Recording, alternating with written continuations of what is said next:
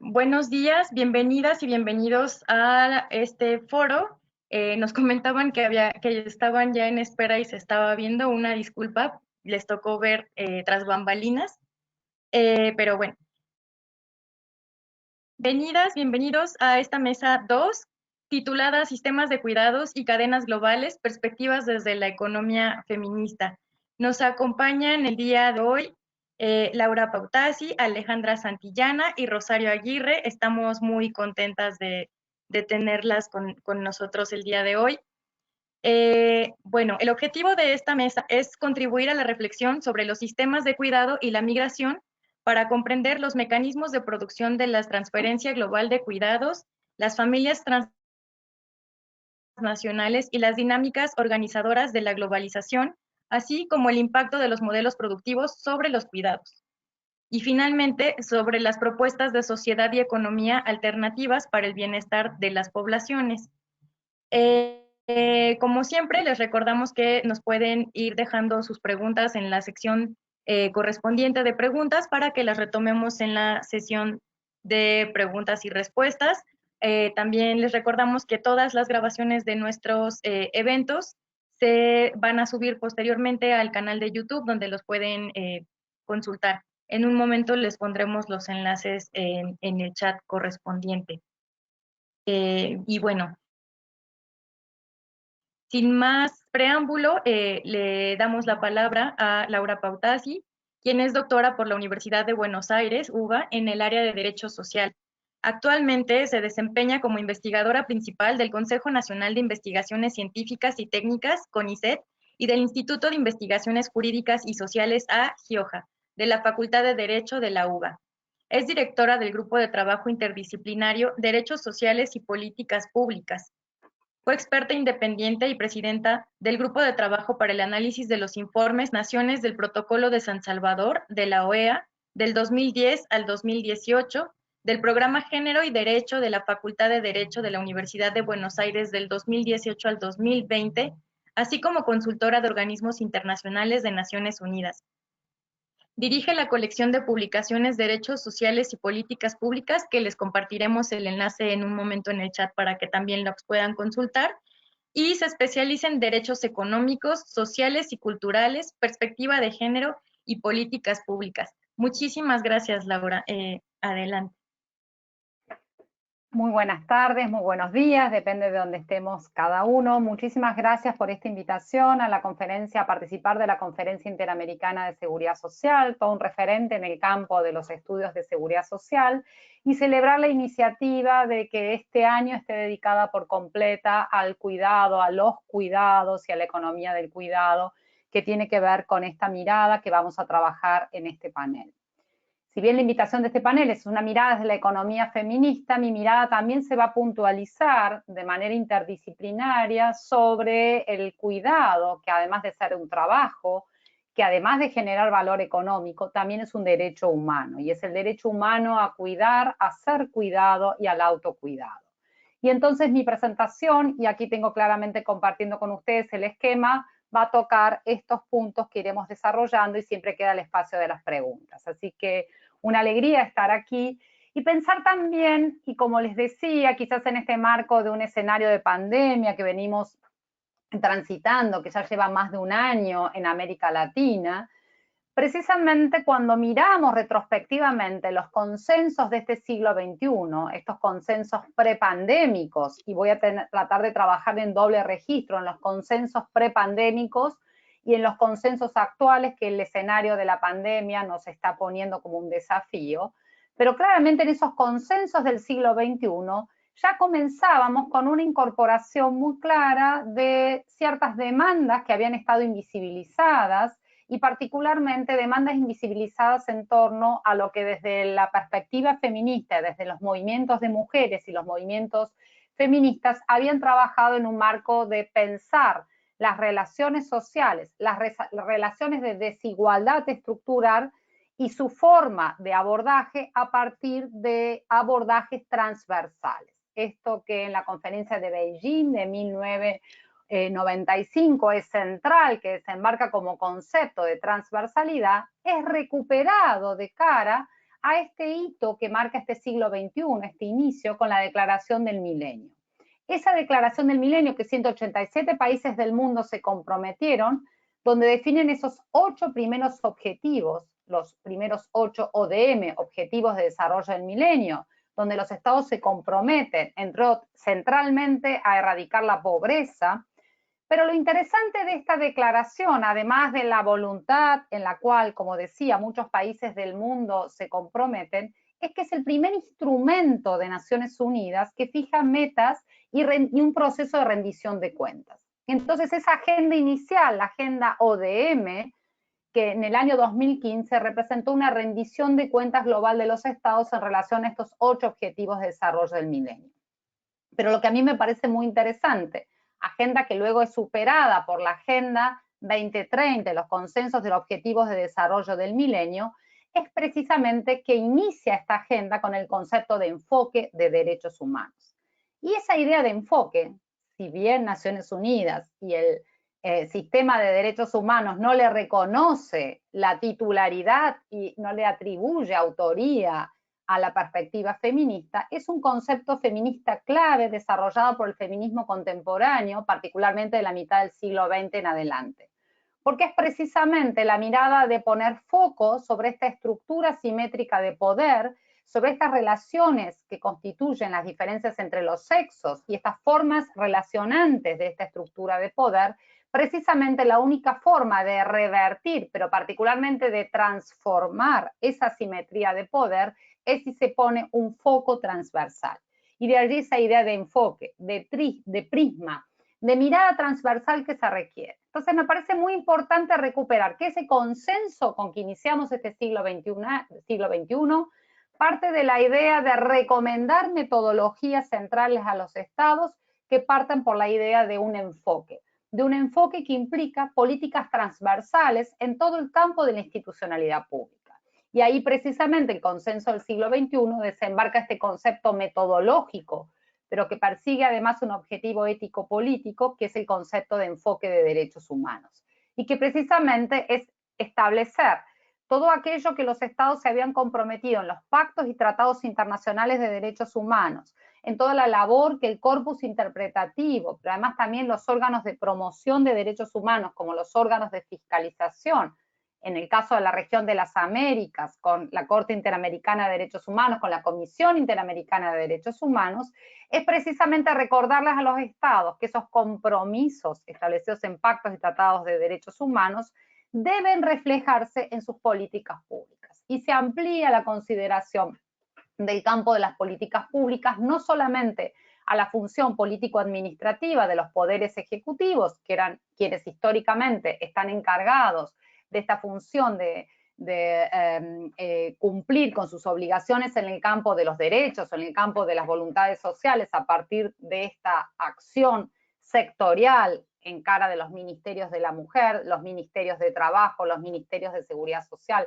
los ministerios de salud, sino que precisamente recuerdan a los estados que esas políticas, lejos de ser discrecionales, lejos de ser asistenciales, deben fundarse en este enfoque de derechos humanos, pero también amplía hacia la labor de los poderes legislativos y de los poderes judiciales de la región.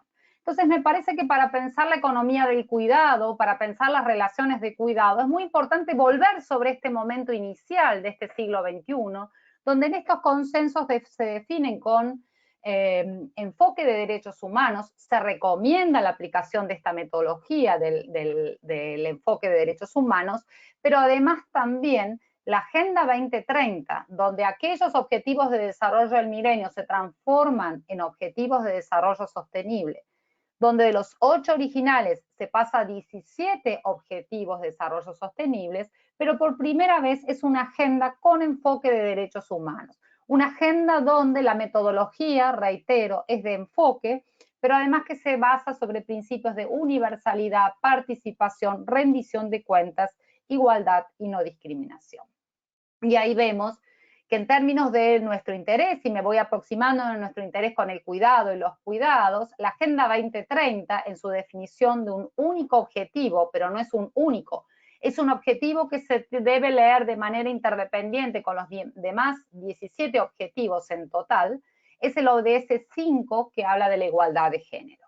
Y allí, dentro de sus metas específicas, aquí estoy compartiendo dos de las metas específicas del ODS 5 dentro de esta Agenda 2030, donde claramente se reconoce tanto el trabajo de cuidados no remunerados como el trabajo de cuidado remunerado. Y básicamente se va trabajando y va incorporando en este consenso la problemática de los cuidados, pero como motor central de desarrollo. Entonces aquí también hay un cambio importante. Ya no es solamente el reconocimiento como trabajo, el reconocimiento de su valor económico, sino también se ubica como meta central dentro de la consecución de los objetivos de desarrollo del milenio. Y allí también se reconocen esta herramienta que seguramente Rosario, que es quien la ha desarrollado centralmente en el caso latinoamericano y nos ha inspirado muchísimo Rosario Aguirre en estas líneas, es en la consideración del tiempo, del valor del tiempo, del uso del tiempo y cómo de este tiempo va a medir, como decía Rosario, una vara de desigualdad, donde esa vara de desigualdad también va a tener efectos directos en términos de género.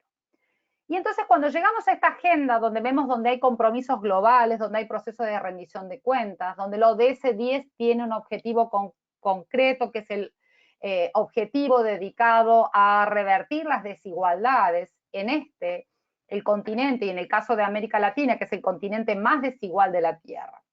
Y este concepto que habitualmente escuchamos, América Latina es el continente más desigual de la Tierra, pocas veces se expresa. Esa desigualdad se mide por el coeficiente de Gini, por la concentración del ingreso y de las riquezas, pero poco se mide que también es el continente más desigual de la Tierra en base a la injusta división sexual del trabajo y de los cuidados.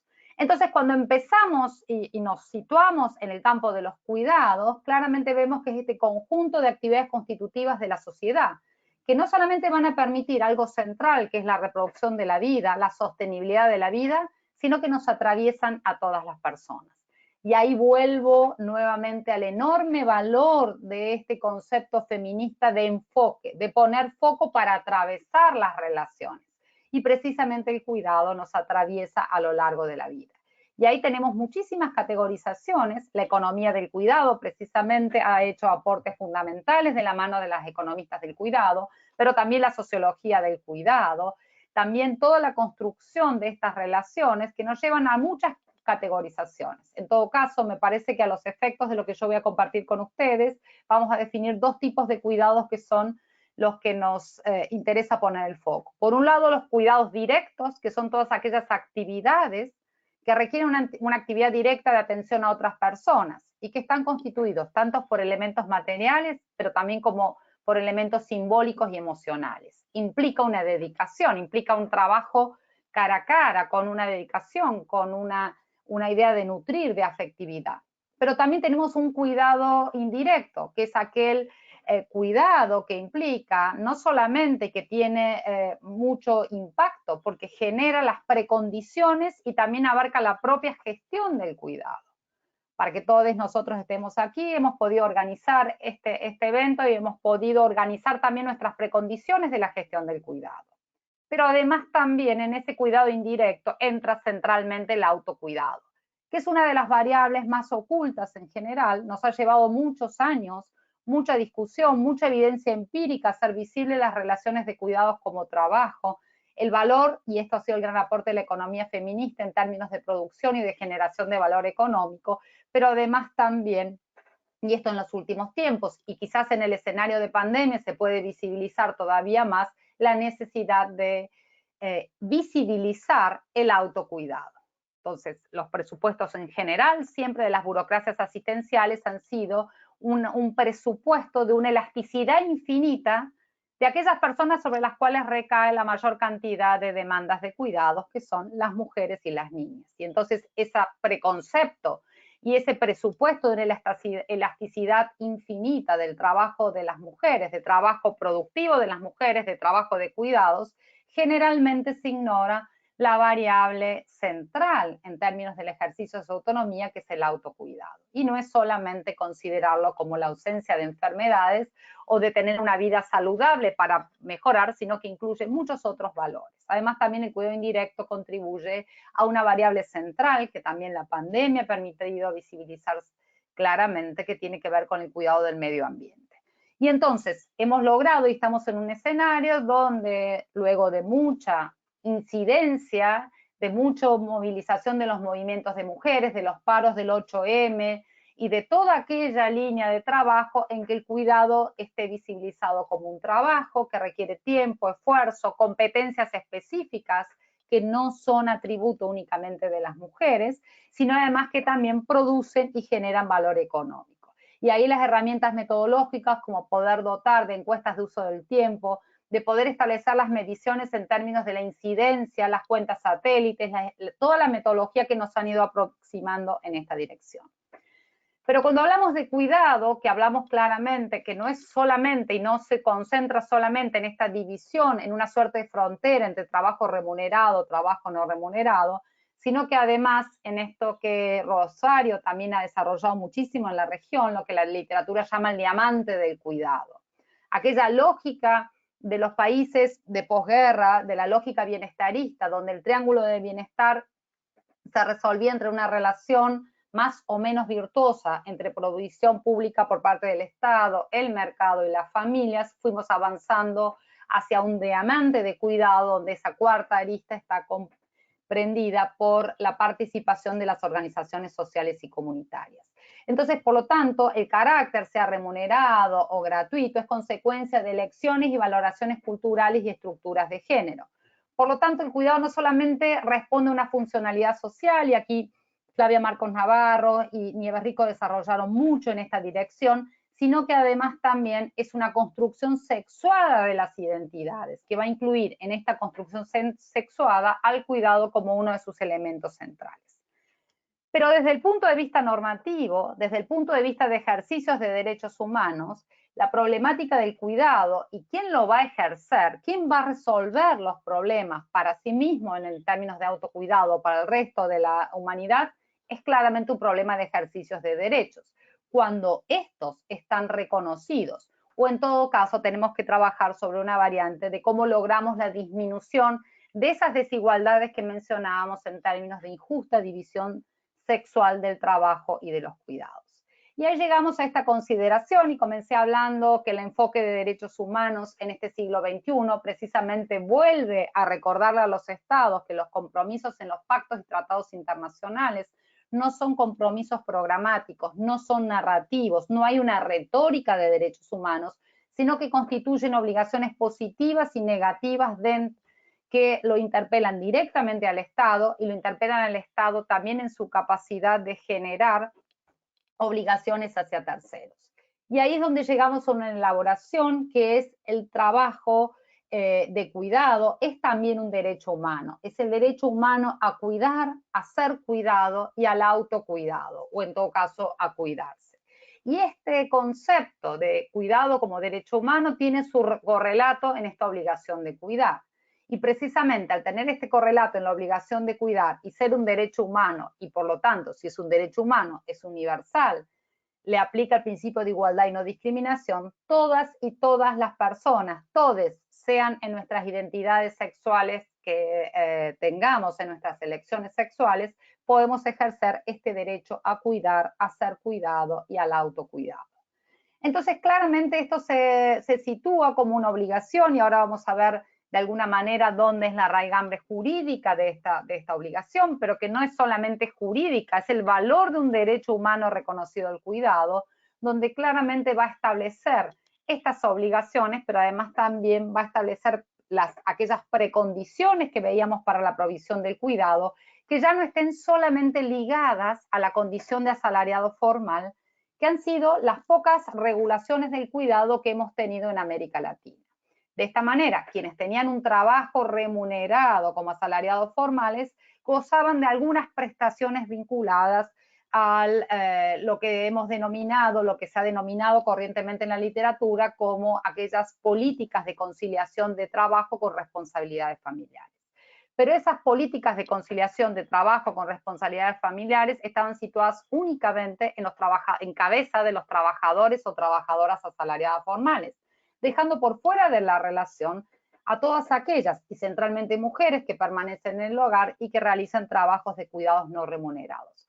Por lo tanto, el impacto, así como la consideración de la economía del cuidado fue central para generar esta concientización sobre el carácter de trabajo que genera valor económico, de esa economía no monetaria que hoy está sosteniendo la crisis sanitaria de la pandemia del COVID-19, el valor del reconocimiento del cuidado como un derecho humano es precisamente la titularidad en las personas. Y esa titularidad va a activar, además de obligaciones positivas y negativas, en las personas, en el Estado, en el mercado, en las obligaciones organizaciones sociales y comunitarias, también activa centralmente esta posibilidad de ejercicio universal. Y ese es un cambio de escenario sumamente importante. Ahora, si vemos dónde está el anclaje del reconocimiento del cuidado como un derecho humano, si vemos todos los pactos, y aquí simplemente he listado algunos de los pactos y tratados internacionales de derechos humanos, lo reconocen. La diferencia es que no estaba denominado en este concepto de cuidados, que es un concepto relativamente joven, que utilizamos, es un concepto polisémico que tiene muchas interpretaciones, es el concepto del care en inglés, pero que estaba reconocido en términos de conceptos muy cuidados dentro del ámbito, y valga la redundancia, dentro del ámbito de derechos humanos, como el concepto de vida digna, como aquellos conceptos vinculados a las responsabilidades parentales, tanto de madres y de padres respecto al cuidado de los hijos, que refleja la Convención de Derechos del Niño y establece igualdad absoluta, es decir, distribución equitativa, 50 y 50% de estas responsabilidades de cuidados respecto a los hijos. Pero hay un ámbito donde este reconocimiento del cuidado como derecho humano, en esta dimensión de derecho a cuidar, a ser cuidado y al autocuidado, encuentra un anclaje muy importante en un órgano político de América Latina, que es la Conferencia Regional de la Mujer de América Latina y el Caribe, cuya Secretaría Ejecutiva está en la División de Asuntos de Género de la Comisión Económica para América Latina y el Caribe, pero es un ámbito de discusión de políticas de género que incorporan a los estados, particularmente en los mecanismos para el adelanto de la mujer, serían nuestros ministerios de la mujer, la sociedad civil representada por todos los movimientos de mujeres y además también los organismos especializados de Naciones Unidas. Y allí hay un primer consenso dentro de la conferencia del año 2007 que se celebró en Quito, donde al final de esa conferencia el acuerdo al cual arriban los estados, los gobiernos de la región, junto con la sociedad civil, es en el reconocimiento del cuidado como un derecho humano. Esa conferencia que se celebra cada 3 años, en las siguientes conferencias que se celebraron desde el 2007 hasta el 2020, la última fue en Santiago de Chile, reconocieron y reafirmaron nuevamente el valor del cuidado como un trabajo, el valor de la economía del cuidado, pero además también su reconocimiento como derecho humano. Y ya en el 2015, el Sistema Interamericano de Derechos Humanos sancionó la Convención Interamericana para la Protección de los Derechos Humanos de las Personas Mayores, y a partir de allí ya explícitamente se reconoce el cuidado como un derecho humano. Pero además también la Constitución de Ecuador lo tenía reconocido, la Constitución de Bolivia, la Constitución de la Ciudad de México lo reconoce en el año 2017 y habla del concepto de economía del cuidado también. Y ahora creo que en la discusión federal también constituyente este tema está entrando fuertemente. En el caso de Chile, en el proceso constituyente, se está yendo en dirección a su reconocimiento como cuidado. Y ya también tenemos ciertos avances constitucionales como la Corte Constitucional de Ecuador recientemente. Pero entonces, y para ir ya cerrando mi intervención, lo que tenemos que la situación previa a estos reconocimientos y a este momento en el cual hemos podido avanzar centralmente en el reconocimiento del cuidado como un trabajo, como productor de valor económico, pero lo cierto es que cuando a pesar de este reconocimiento del cuidado, esta visibilización que la pandemia ha producido, el cuidado no se distribuye, y en los hechos se cuida como se puede y se es cuidado también en el momento que se puede. Y esto alude a déficit de infraestructura, a déficit de financiamiento y a déficit en términos de las capacidades institucionales que tienen los estados de la región para avanzar en el diseño de políticas públicas que deben ser transformadoras de estas realidades. Para que el cuidado, no solamente que societalmente está asignado y responsabilizado en las mujeres, que esa es una transformación cultural que se está promoviendo desde hace siglos, desde donde las luchas de las mujeres todo el tiempo fueron por esta inclusión dentro del ámbito público y no solamente por esta asignación de las situaciones vinculadas al cuidado, sino que además lo que necesitamos es pasar a la operacionalización y precisamente al cumplimiento de estas obligaciones. Y parte de las estrategias que en la región se ha dado y que también son patrimonio de este siglo XX, y ahí con el liderazgo de Uruguay, luego lo siguió Costa Rica, con experiencias pioneras como desarrollar los sistemas nacionales de cuidados, donde claramente se buscan a partir de una serie de acciones de política coordinar la oferta y la demanda de los cuidados entre los distintos actores responsabilizados de este diamante del cuidado que mencionábamos, que menciona la literatura. Pero también hay experiencias, y el caso de pionero seguramente de Uruguay, Rosario va a hacer alguna alusión, que lo conoce muchísimo mejor que yo, pero también tenemos en los casos de Bogotá o Santiago del Chile, que avanzaron en dinámicas de ciudades cuidadoras, donde son las propias instancias de las alcaldías o las intendencias que van avanzando en esa línea. En el caso de El Salvador también tiene algunas políticas interesantes, y el caso argentino muy recientemente entró en la agenda desde esta nueva gestión, hace un año, la agenda de cuidados, y se ha creado una comisión redactora para la creación de un sistema de cuidados en igualdad. Pero el escenario de pandemia, y con esto ya sí cierro, precisamente nos pone, como decía anteriormente, ante la visibilización de los cuidados.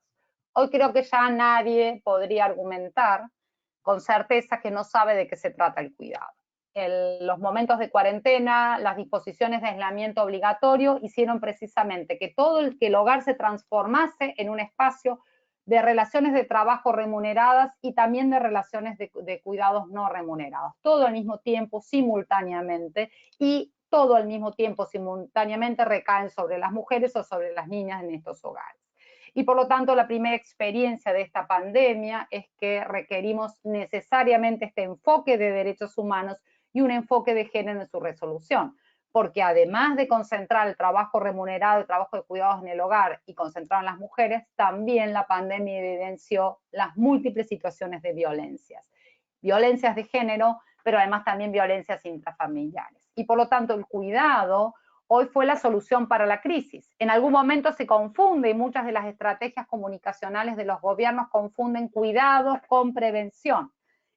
Cuídate, que te cuides, que permanezca en tu casa, necesitamos cuidarnos. Todas estas alocaciones, todas estas reflexiones y referencias, estas estrategias comunicativas no tienen que conformarse en la variable de ajuste de la crisis. Sin cuidados no se puede salir de esta crisis sanitaria, eso es cierto, pero lo que necesitamos es sobreponernos a esta sociedad del riesgo, que tomando la clásica literatura de los sociólogos que desarrollaron sobre todo Ulrich Beck, autoras como Joan Tronto, autoras feministas, dicen, bueno, la pandemia también nos está demostrando, y ella lo dice previo a la pandemia, que el riesgo aparecería distinto en una sociedad que estuviese organizada en referencia al cuidado. Y si esto lo reflexionamos en este escenario pandémico, lo podemos ver claramente. Entonces, estamos considerando que ya no estamos solamente en un escenario de pandemia, sino que estamos en un escenario de sindemia que vamos desarrollando. Es un concepto que viene de la epidemiología, pero con Nieves Rico lo hemos adoptado para analizar estas sinergias que se están realizando entre crisis de los cuidados, la crisis sanitaria y la pobreza.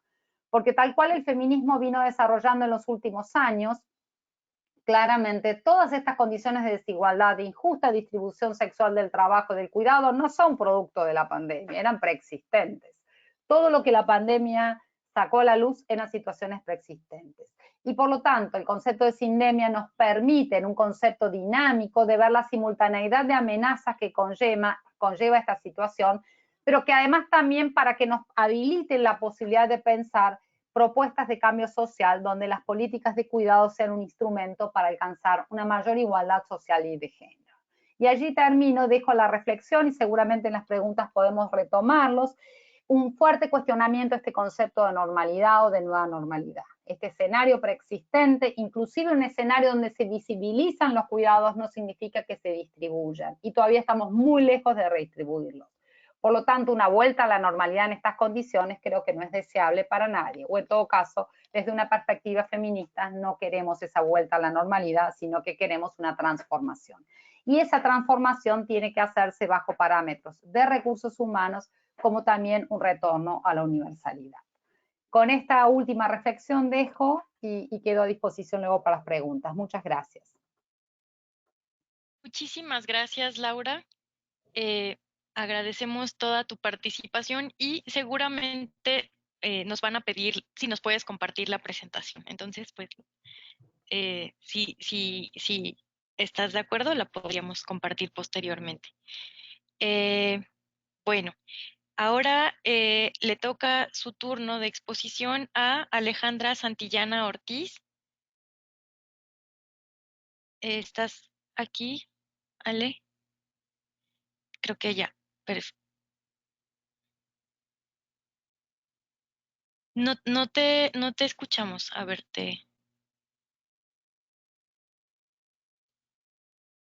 ¿tienes desactivado el micrófono? Perfecto, ahí. Creo que ahí ya está. Bueno, voy a presentar a Alejandra Santillana Ortiz, quien es feminista, socióloga, investigadora del Instituto de Estudios Ecuatorianos y Observatorio del Cambio Rural. Integra los grupos de trabajo, estudios críticos al desarrollo rural y la red de género, feminismos y memoria en América Latina y el Caribe de Claxo.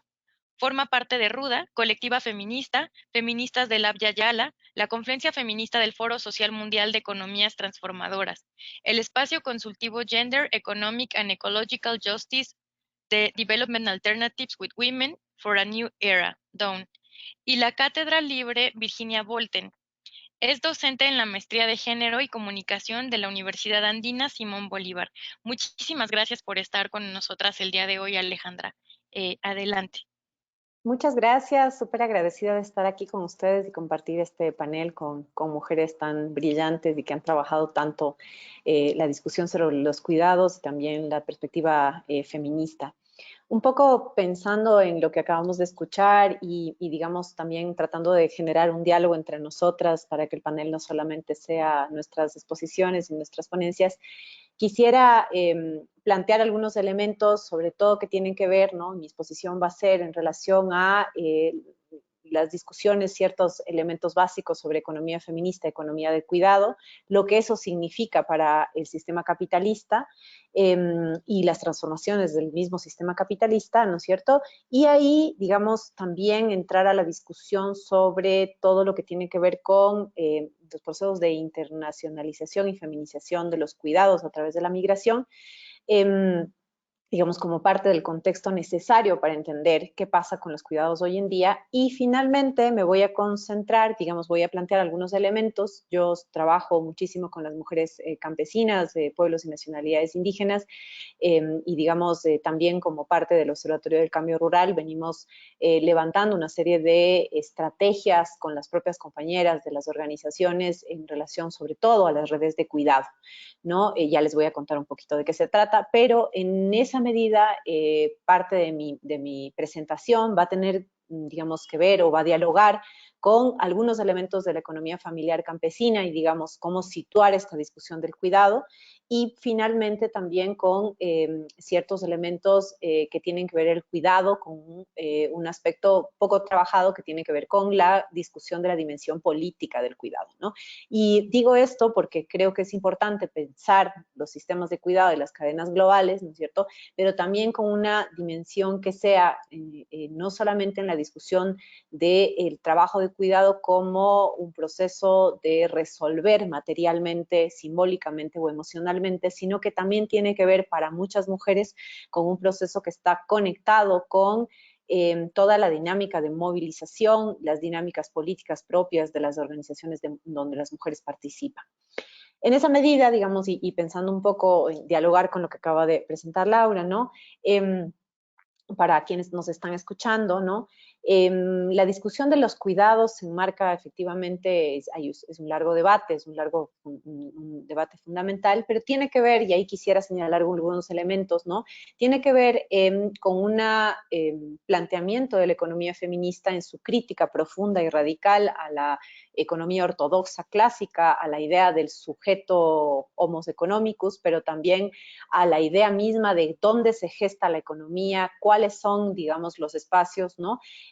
Para la economía clásica ortodoxa, la economía básicamente lo que hace es plantearnos que existe un sujeto, un sujeto cuasi universal, abstracto, ¿no es cierto?, que toma decisiones racionales, que además de eso no tiene prácticamente ningún vínculo, y que en donde la economía además sería esta dinámica eficiente de proveer bienes y servicios en un mercado, ¿no es cierto?, que está atravesado fundamentalmente por lógicas de valor, de cambio, ¿no es cierto?, y donde la economía estaría ligada a procesos de monetarización, ¿no?, y de trabajo, por lo tanto, productivo, ¿no?, asalariado, remunerado, etcétera, ¿no? Entonces, esa economía clásica ortodoxa nos plantea efectivamente que hay un sujeto, ¿no?, con esas características que señalé, que hay un espacio determinado marcado por el valor de cambio y los procesos de monetarización y la asignación eficiente de bienes y servicios,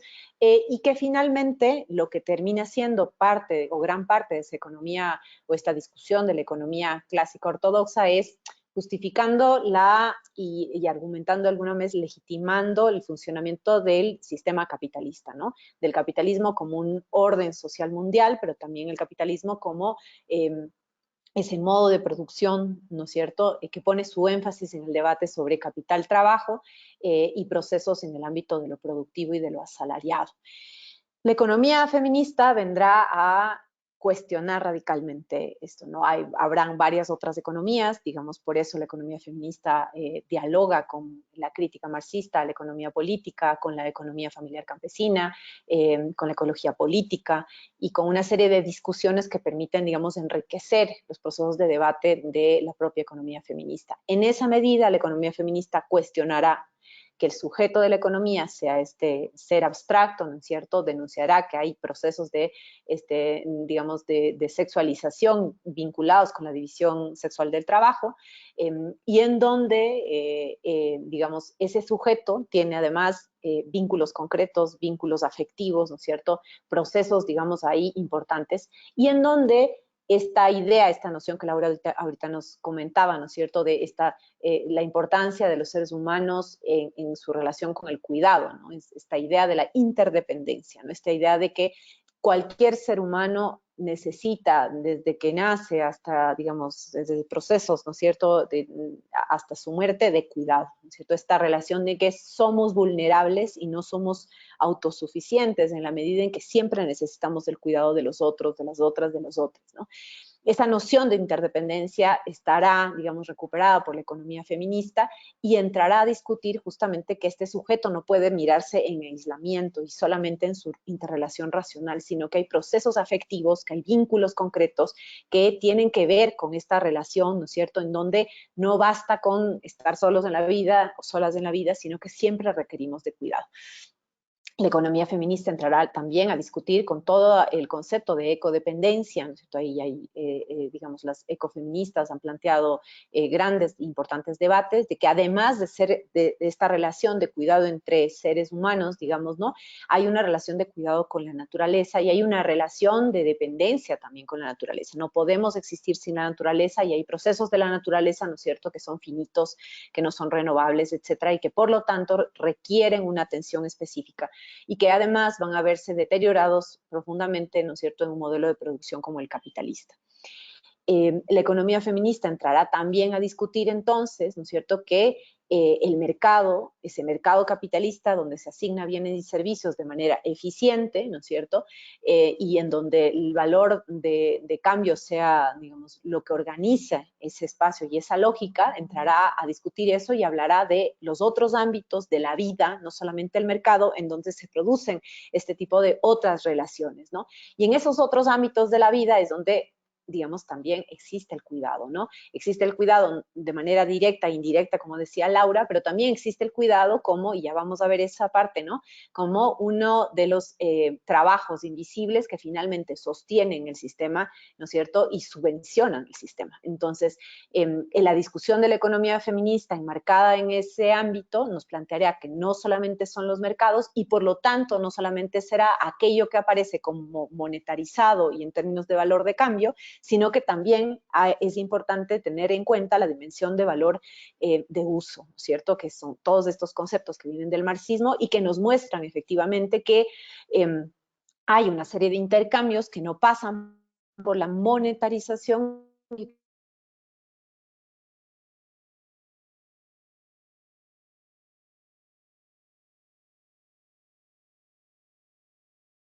las feministas marxistas plantearán, digamos, de una manera bastante rigurosa entre los años 70 sobre todo, ¿no? Esta economía feminista que incluye esta discusión, a la final lo que hace es cuestionar profundamente, ¿no es cierto?, la dimensión y el modo de producción capitalista, porque pondrá su énfasis en la vida y en el sostenimiento de la vida. Largo debate sobre qué implica la vida y el sostenimiento de la vida, pero me parece a mí que en procesos de, digamos, de todo lo que vino después de los ajustes estructurales y del neoliberalismo como política pública, como forma ideológica, digamos, también, ¿no es cierto?, la discusión de la vida está ligada fundamentalmente a un concepto de dignidad, de redistribución y de justicia social, ¿no? Entonces la vida adquiriría estos sentidos. No es una vida en abstracto, ¿no es cierto?, como lo plantean los antiderechos, ¿no es cierto? Es una vida concreta, es una vida que no es la sobrevivencia, que es una vida en dignidad, es una vida en justicia, es una vida en redistribución, ¿no? Explicando todo esto, digamos, pensando en estas dimensiones de la economía feminista, el cuidado, ya lo había planteado Laura, como todos estos conceptos fundamentales de estas actividades, ¿no es cierto?, que se realizan de manera directa, pero también estas precondiciones, toda la capacidad de gestión y el autocuidado, ¿no? Que sabemos, ¿no es cierto?, sin embargo, que todo ese ámbito del cuidado está atravesado no solo por una división sexual del trabajo injusta, sino por la existencia de sociedades con clases sociales y por lo tanto también, y esto me parece fundamental para pensar las cadenas globales de cuidado, por una división internacional del trabajo, ¿no? Es decir, hay un proceso de transferencia de los países del sur global, digámoslo así en términos generales, transferencia tanto de materias primas, ¿no es cierto?, pero también de trabajo incluido en las materias primas y después también de trabajo, digamos, que llega en condiciones de feminización, de precarización, de ilegalidad, ¿no es cierto?, a los países del norte, entre otros los trabajos de cuidado. Esa división internacional del trabajo, ¿no es cierto?, sumada a esta división sexual del trabajo, nos muestran efectivamente un panorama que es un panorama que explica, digamos, este modo de producción capitalista, pero que además explica la relación entre el capitalismo, el patriarcado y la colonialidad, ¿no es cierto? Y ahí, digamos, colonialidad pensando en el término acuñado por Aníbal Quijano y retomado después por varias escuelas, digamos, de feministas, digamos, todas las compañeras, digamos, chicanas y demás que han discutido el debate sobre la colonialidad, y últimamente Rita Segato también, que entra a la discusión de la colonialidad directamente en un diálogo con Quijano, ¿no? En esa medida, digamos, en ese panorama de alianza, lo que el movimiento feminista viene a llamar, digamos, desde hace algunos años, en su enorme capacidad de movilización masiva, ¿no? Esta alianza criminal entre el capitalismo, el patriarcado y la colonialidad, ¿no es cierto?, es el escenario en donde tenemos que mirar, pues, efectivamente, cómo transcurren los cuidados y la discusión específica de los cuidados, ¿no? Entonces, la economía feminista vendrá a discutir, digamos, este sostenimiento de la vida y cuáles son las condiciones que limitan el sostenimiento de vidas dignas y vidas justas y en redistribución, ¿no? El trabajo remunerado, digamos, el trabajo remunerado, eso lo plantean también las economistas feministas, ¿no? El trabajo remunerado es un trabajo que implica, digamos, una fuerza, en la discusión clásica del marxismo, una fuerza de trabajo que pone su tiempo, ¿no es cierto?, para la producción de mercancías y es en ese proceso de producción y de poner el trabajo, que es aquello que le da valor a la mercancía, ¿no es cierto?, es donde hay un proceso, digamos, hay un tiempo de trabajo, digamos, que nunca jamás es reconocido ni recuperado por el trabajador, que vendría a ser el plusvalor y que es aquello que le permite justamente al capitalismo funcionar y reproducirse en un proceso de acumulación, ¿no?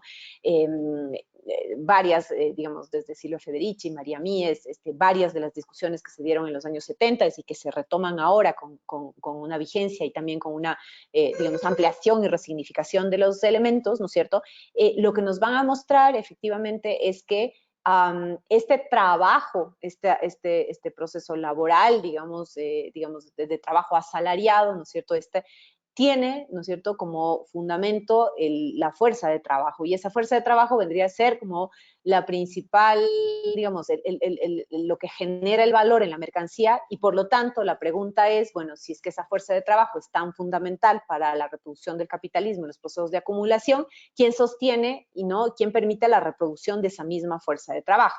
Entonces, el trabajo de cuidado y el trabajo no remunerado son las que, digamos, son este ámbito de la vida, de la economía, ¿no es cierto?, de este ámbito también de la sociabilidad, este ámbito, como decía Laura, de la producción de subjetividades, ¿no es cierto?, que permiten la reproducción de la fuerza de trabajo, permiten, digamos, que haya todos los días fuerza de trabajo para, digamos, resolver digamos, las varias áreas de la economía de un país, del mundo, ¿no es cierto?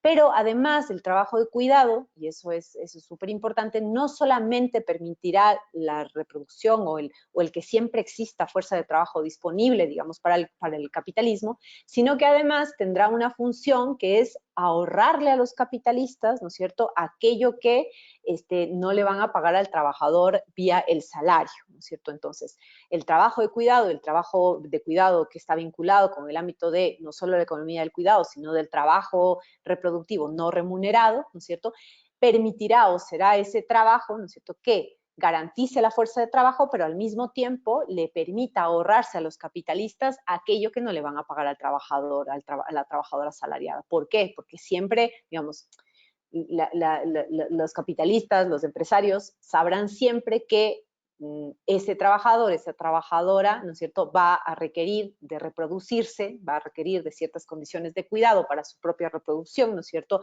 cotidiana, y esa parte, digamos, de ese trabajo que no se incluye ni en el salario ni en ninguno de los ámbitos, porque es definitivamente un ámbito invisibilizado social y económicamente, es decir, no solamente no es remunerado, sino que no es valorado en la sociedad, ¿cierto?, es aquello que permitirá que el salario, ¿no es cierto?, la remuneración siempre tenga una tendencia a la baja.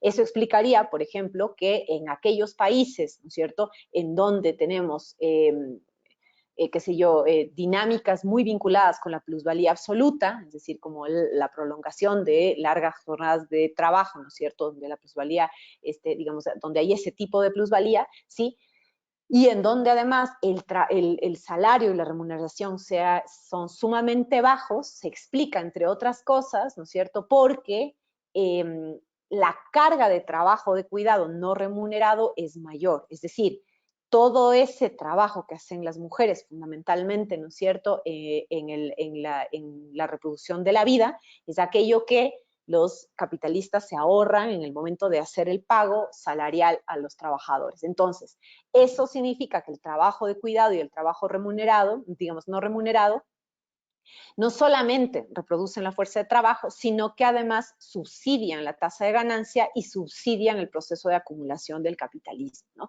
Y creo que eso es un punto, digamos, central cuando miramos que la organización social de los cuidados, ¿no es cierto?, es una organización social injusta.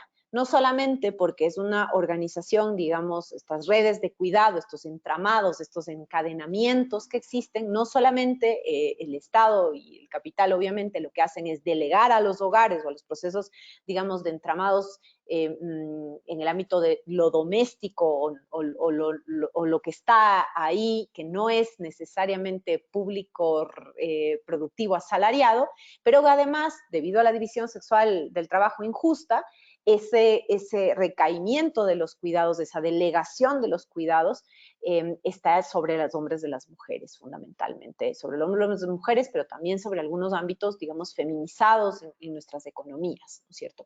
Entonces, en esa medida, digamos, habría que pensar que trabajos o la discusión de los cuidados que tiene que ver con la división internacional del trabajo, con la división sexual del trabajo, también está atravesado, obviamente, por ciertos elementos que tienen que ver con el desarrollo propio del capitalismo y las modificaciones dentro del capitalismo. Es decir, hablar de cuidados hoy en día requiere necesariamente mirar cómo hacia entre los años 70 y 80 el capitalismo entra en un proceso de crisis cíclica, ¿no? Y al mismo tiempo hay un proceso de reajuste en el ámbito del trabajo. Sí, pasamos de producciones fordistas a producciones postfordistas. Bueno, ahora estamos hablando de uberización del trabajo y economías de plataforma, ¿no? Pero, digamos, ese proceso de transformación en el ámbito del trabajo implicó que haya además a la par, ¿no es cierto?, una serie de reajustes en el mismo sistema capitalista. Entonces, todo ese, digamos, todas las políticas de ajuste y de neoliberales que han vivido nuestros países, fundamentalmente desde los años 70 con el proceso de dictadura en Chile, pero después fueron aplicados masivamente en toda América Latina con distintas arraigambres y énfasis y agresividad, ¿no es cierto? Lo que nos muestra es que hubo una estrategia de las élites globales para aumentar su tasa de ganancia y ese aumento de la tasa de ganancia tuvo que ver, ¿no es cierto? La pregunta es de dónde sale ese aumento de la tasa de ganancia. Entonces, sabemos, y esto tiene que ver con el mundo del cuidado. Por un lado, hay estas transformaciones en el mundo del trabajo asalariado, ¿no es cierto? Estos niveles, además de precarización, de flexibilización, de pérdida de derechos laborales. Hay un proceso, ¿no es cierto?, de desmantelamiento, digamos, despojo de la clase trabajadora por la vía del salario, ¿no es cierto? Es decir, lo que se ganaba en los años 80, en términos comparativos con lo que se gana ahora, es, digamos, mucho mayor, ¿no? Es decir, en este momento ganamos mucho menos de lo que podríamos haber ganado, ¿no es cierto?, hace unas décadas. Y hay un proceso de despojo acelerado, digamos, en términos del salario, de manera relativa y comparativa, ¿no? Pero, además de eso, digamos, la tasa de ganancia se sustenta por una renta diferenciada de la tierra. Otro de los elementos tiene que ver con la sobrecarga, la cada vez mayor sobrecarga de trabajo de cuidado sobre las mujeres. Y aquí es importante mencionar, Laura decía, hay un proceso en donde las mujeres entran a trabajar, ¿no es cierto?, también en el ámbito de lo asalariado, pero esa entrada masiva que se da desde los años 70 de las mujeres al mundo del trabajo asalariado no se corresponde con una nueva reorganización social de los cuidados. Por eso es que las mujeres hacen siempre mucho más trabajo, inclusive las que salen fuera de la casa y que hacen trabajo no remunerado, tienen que regresar a la casa a seguir haciendo tareas de trabajo no remunerado, ¿no? Entonces, esa promesa del capitalismo, ¿no es cierto?, de que las mujeres cuando saliéramos al ámbito del trabajo asalariado podríamos tener mayores niveles de libertad o de independencia, a la larga, ¿no es cierto?, no se corresponde, ¿no es cierto?, es una de las falsas promesas del capitalismo, porque esa autonomía o independencia no solamente está atravesada por una condición de desigualdad entre las mujeres, por lo tanto de clase, de racialización y de cómo entramos al mercado de trabajo, sino que también tiene que ver con un sostenimiento de la organización social de los cuidados, ¿no es cierto?, atravesada por la división sexual del trabajo, donde nosotras asumimos la mayor carga de los cuidados, ¿no? Y en esa medida, digamos, este proceso neoliberal y de ajuste también implicó un desmantelamiento de la infraestructura pública y a la larga también comunitaria y colectiva. Y ese desmantelamiento de la infraestructura pública nos pasa factura en momentos de pandemia como los de ahora, es decir, sistemas públicos desmantelados, infraestructura, digamos, de agua para poblaciones para poblaciones de millones de personas en América Latina, desmantelamiento de los procesos de seguridad social y de pensiones, es decir, este proceso de delegación del Estado hacia el ámbito de la familia y el ámbito doméstico, ¿no es cierto?, va acompañado con un desmantelamiento de todos los sistemas públicos. Y eso implica a la larga más trabajo para las mujeres y, por lo tanto, ¿no es cierto?, una especie de regresar el cuidado a la discusión de lo privado, ¿no es cierto?, a pesar de los esfuerzos del movimiento feminista, ¿no? En ese ámbito, digamos, todas las políticas de ajuste implicaron procesos mucho más agresivos de migración, de internacionalización y feminización de los entramados de cuidado, ¿no es cierto? Y, por lo tanto, también de ámbitos que tienen que ver con la colonialidad y con el racismo, ¿no es cierto?, de quienes migran y que establecen, ¿no? Y además un déficit y una ausencia de cuidados, ¿no es cierto?, que se tiene que suplir de alguna manera con los países de origen, ¿no? Ese ámbito, digamos, en el que estamos viviendo, que hay que decir que a pesar de que han habido ciertos esfuerzos de recuperar políticas públicas, que hay toda la institucionalidad que nos mencionaba Laura, que hay todos los objetivos que se plantean, que hay algunas experiencias en América Latina, el escenario donde nos movemos sigue siendo un escenario capitalista, patriarcal y colonial, y muchos de nuestros países, ¿no es cierto?, no han logrado desmontar del todo, ¿no es cierto?, las lógicas neoliberales que están presentes en el momento de cómo pensamos las políticas públicas, ¿no? Entonces, por ejemplo, en el caso del Ecuador, nosotros tenemos una constitución aprobada en el 2008 que reconoce el trabajo reproductivo como generador de riqueza, que tiene una perspectiva, digamos, de género en toda su constitución, que intenta plantear una serie de discusiones, pero a la hora de la hora, ¿no es cierto?, la implementación concreta del cuidado es algo que no es relevante. Y es mucho menos relevante en un gobierno neoliberal como el que estamos viviendo de Lenín Moreno, ¿no es cierto?, y ahí es importante mirar justamente cuáles son esas precondiciones y esa gestión del cuidado. ¿Qué genera el Estado y el capital, ¿no es cierto? Finalmente terminan siendo condicionamientos, obstáculos, frenos para que se pueda, ¿no es cierto?, desarrollar un proceso distinto en relación al tema de los cuidados. Es decir, si es que hay cierre de espacios para niños y niñas, si es que hay cierre de sus centros de salud, si es que hay desfinanciamiento del personal de salud, si además de eso hay teletrabajo como única posibilidad, si hay teleeducación como única posibilidad, si además de eso hay recortes de la inversión social, si se deja en ascuas de toda la planificación y los procesos de erradicación y prevención de la violencia, si a eso sumamos, ¿no es cierto?, todo lo que ocurre en el ámbito en el trabajo productivo, ¿no?, en donde, digamos, hay procesos de despidos, de precarización mayor, etcétera, etcétera, lo que vamos a tener es un escenario en donde los cuidados, efectivamente, ¿no es cierto?, son visibles en la discusión mediática, ¿no? La pandemia ha logrado que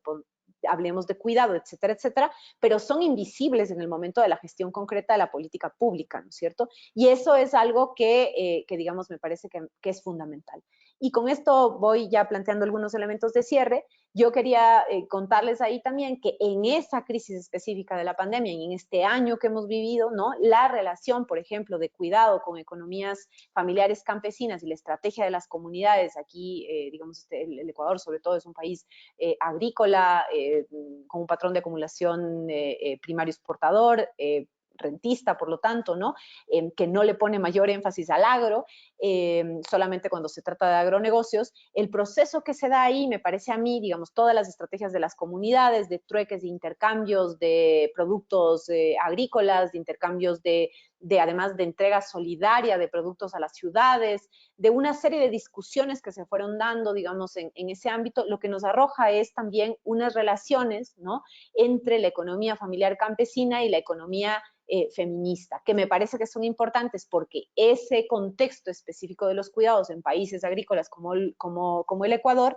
implica, por un lado, ¿no es cierto?, no solamente una discusión que atañe a la vida humana, sino también a la vida y al cuidado de la naturaleza, y por lo tanto los cuidados ahí tienen una dimensión concreta en relación, por ejemplo, a las actividades extractivas. ¿Cómo es posible cuidar de la naturaleza, cuidar de las fuentes de agua, cuidar de las semillas, etcétera, etcétera, cuando hay procesos agresivos de extractivismo, cuando hay procesos agresivos de construcción de infraestructura en las comunidades sin consulta, cuando hay procesos, ¿no es cierto?, de transgénicos y digamos, de una entrada masiva también de productos del exterior, etcétera, etcétera, ¿no? Entonces, el cuidado también tiene esa dimensión que tiene que ver con el ámbito, es decir, como el cuidado en el espacio de lo reproductivo, pero también en el caso de economías familiares campesinas o economías de subsistencia de pueblos y nacionalidades, el cuidado adquiere una dimensión concreta en esta relación, ¿no?, en esta relación con la naturaleza y por lo tanto con una posición muy clara de los pueblos y nacionalidades en relación a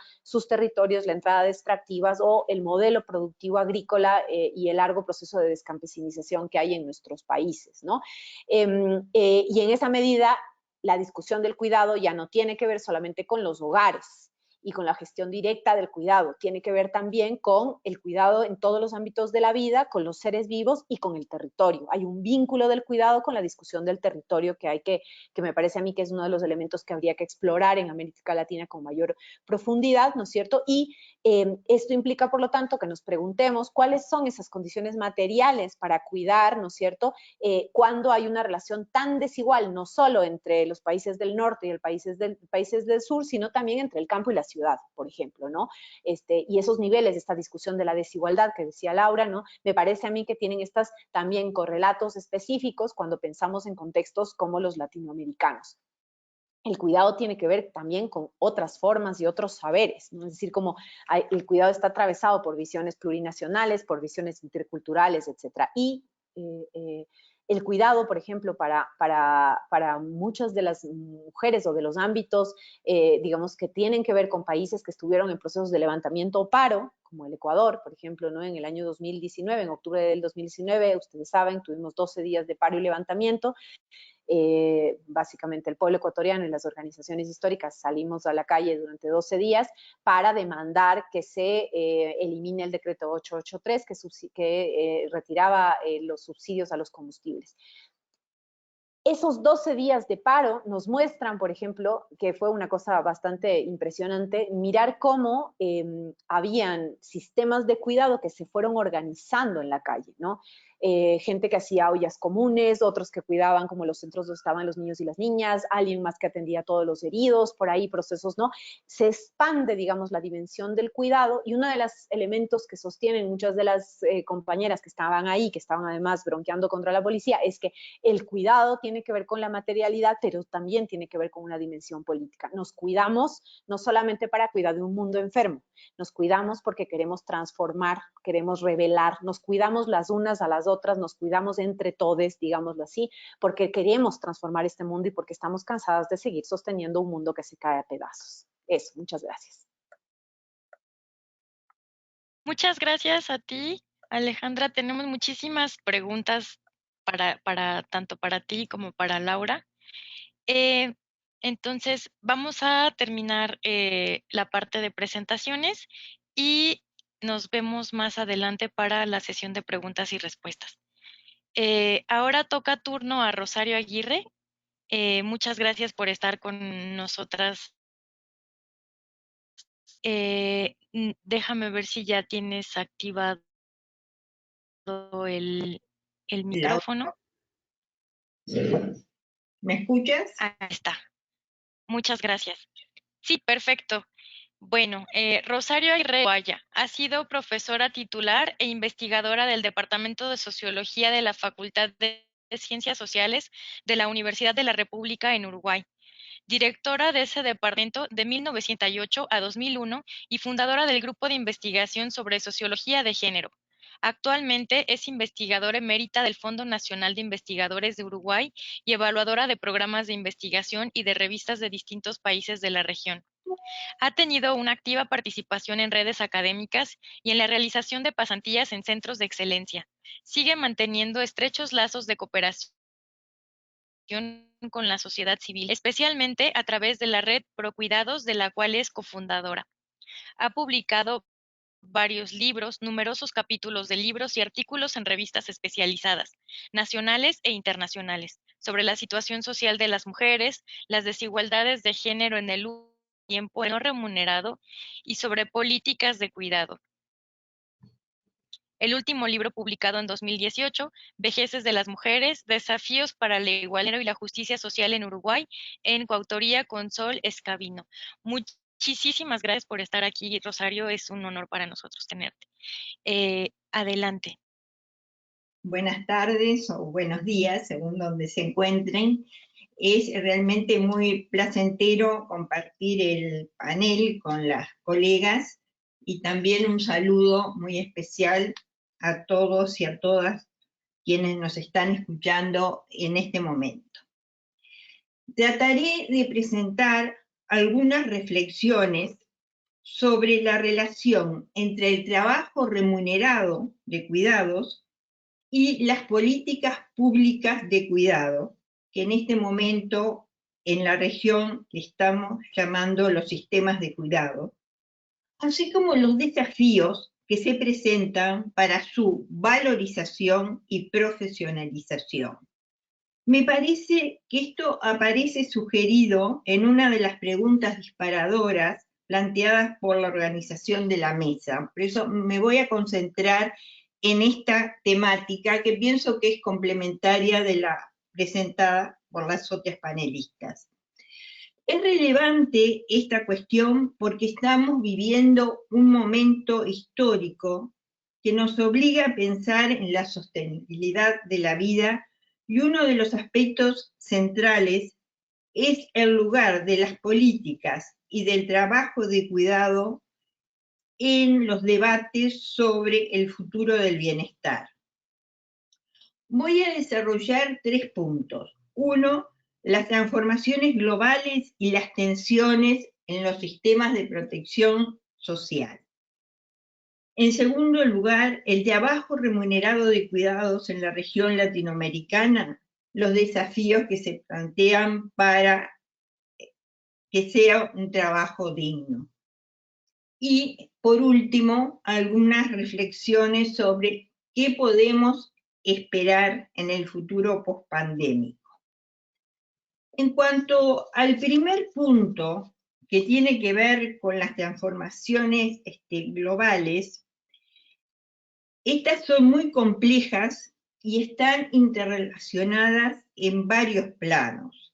Son transformaciones sociodemográficas, son procesos migratorios, también está presente la revolución tecnológica, los cambios climáticos, entre otros. Y especial relevancia tiene el sostenido crecimiento de la participación laboral de las mujeres, el envejecimiento de la población, con el consiguiente sobreenvejecimiento de los más viejos, y la feminización de este sobreenvejecimiento, producto del aumento de la esperanza de vida por los avances de la ciencia y también los problemas que plantea el descenso de la tasa de nacimientos. Evidentemente que está en juego la gobernanza global del mundo y el rol del Estado para responder a esos cambios estructurales. Este es todo un combo de debates que no lo vamos a abrir ni a examinar especialmente, pero digamos, la discusión sobre el trabajo de cuidados se da en este marco de fenómenos macro que presentan diferencias en los países de la región, no los vamos a considerar tampoco, que tiene efectos en 3 sentidos por lo menos. En los países más envejecidos afectan la relación activo-pasivo a mediano y largo plazo, con implicancias financieras de primer orden en los sistemas de salud y en la previsión social. En segundo lugar, incrementan el déficit de cuidado por la menor disponibilidad de personas que se dedican exclusivamente a las tareas de cuidado. En tercer lugar, las desigualdades sociales en términos de clase, de raza, de etnia, territoriales, se expresan también en el acceso y en la calidad de los cuidados que se reciben. También acá encontramos mucha variedad y heterogeneidad entre los países de la región. Para suplir la insuficiencia de los servicios accesibles, las familias recurren a diferentes estrategias basadas en los trabajos de las mujeres, ya sea vía mercado, familia o comunidad, a través de distintas combinaciones de estrategias. Plantear sistemas de cuidado, como se está haciendo actualmente, supone no solo reconocer su importancia para el bienestar, sino también llegar a acuerdos sobre su arquitectura institucional y su financiamiento. Sobre todo porque se compite con la sostenibilidad fiscal de los sistemas tradicionales de seguridad social, por las razones que ya mencioné de la sobrecarga que tienen. Aún en países como Uruguay, que ha alcanzado una altísima cobertura previsional, preocupa hoy más la sostenibilidad fiscal que la sostenibilidad de la vida de las personas, que frente a esas transformaciones estructurales que mencionamos antes, requieren derechos integrales para una buena vida. Por lo tanto, necesitamos, es evidente, un sistema de bienestar y de protección social más amplio e intersectorial. Recordemos que en la actualidad la seguridad social surgió históricamente para cubrir los riesgos de los trabajadores formales. Un sistema de cuidados requiere ampliar esa concepción para considerarlo dentro de un sistema de bienestar y protección social interconectado que comprende todas aquellas políticas que apuntan a garantizar los derechos a la educación, a la salud y también a los cuidados a largo plazo a través de todo el curso de vida. Ello supone el fortalecimiento del estado de bienestar con protección social universal, progresiva y contributiva. El aseguramiento privado deja fuera a los sectores más pobres.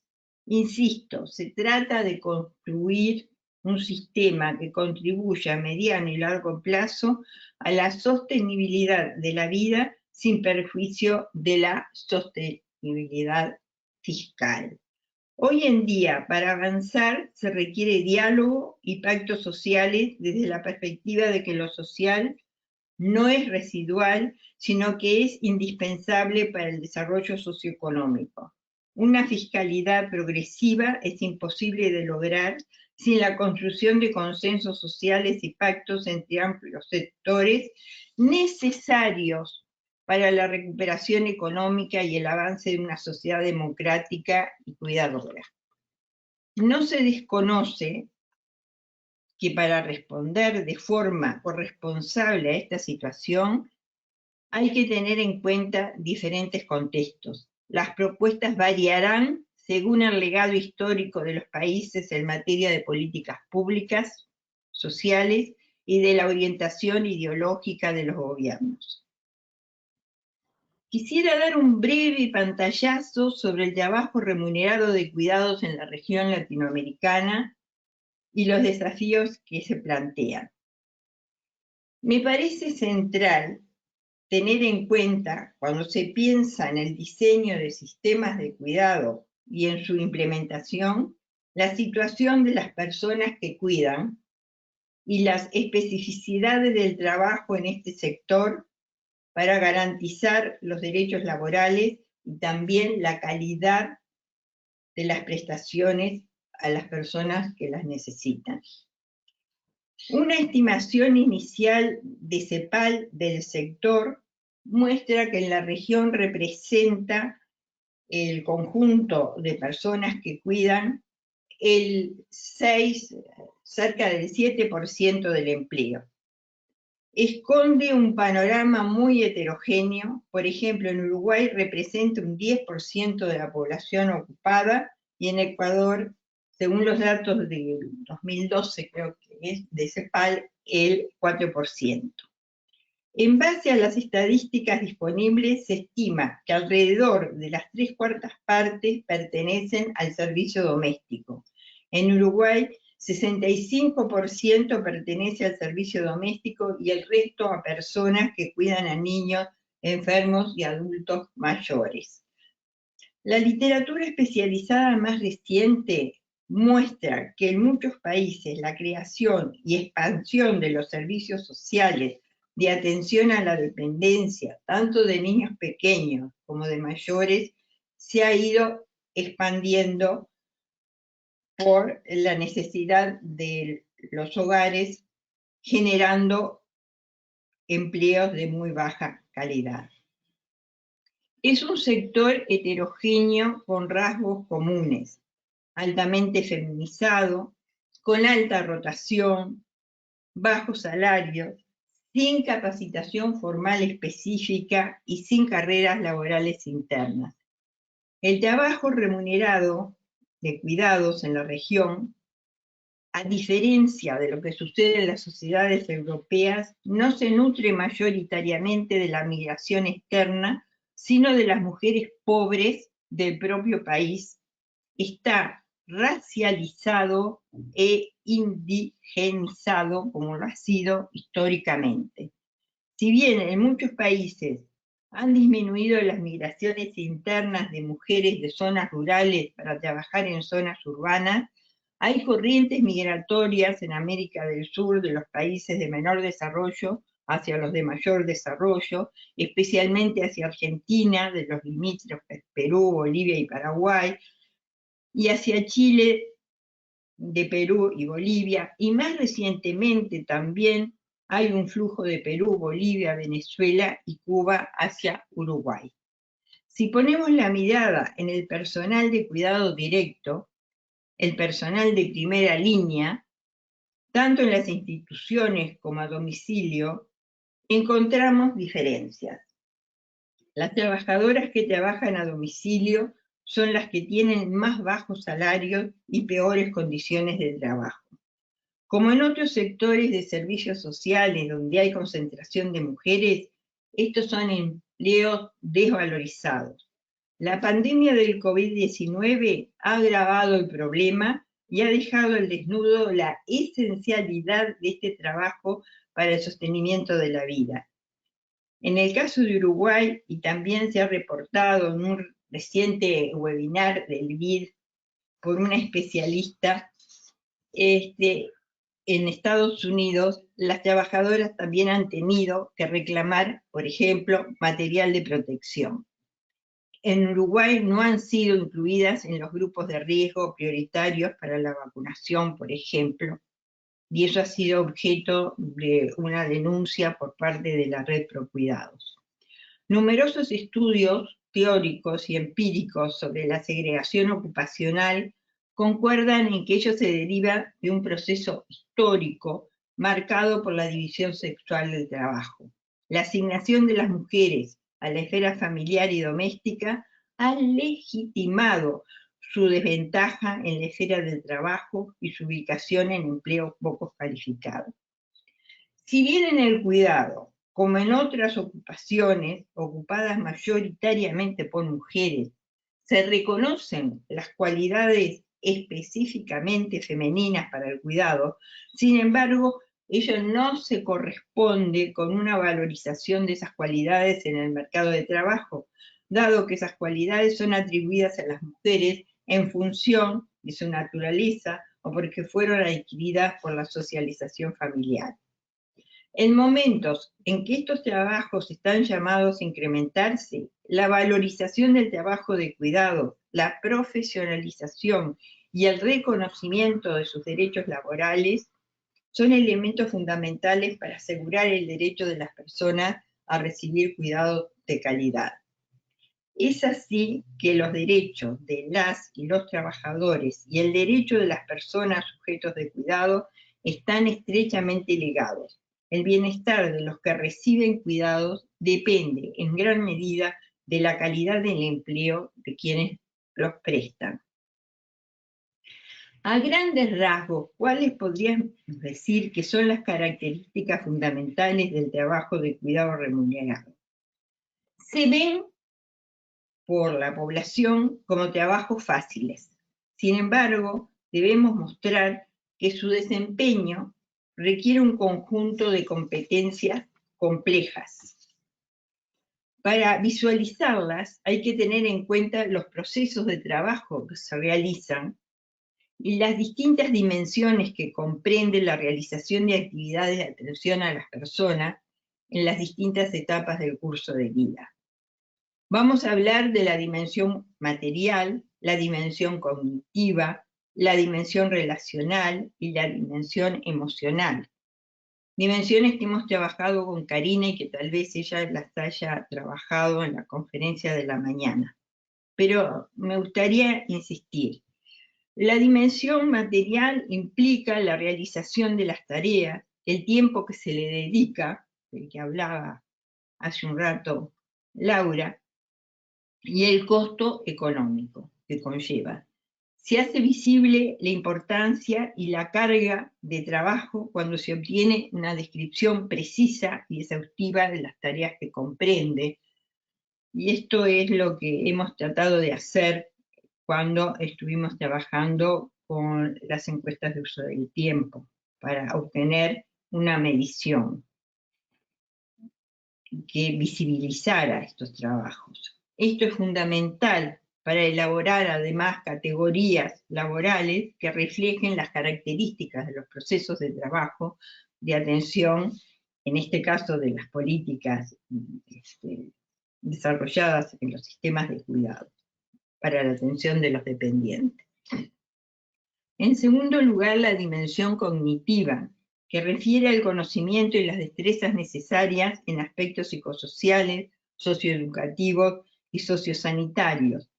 Es lo que recibe más atención cuando se diseñan algunos programas de formación.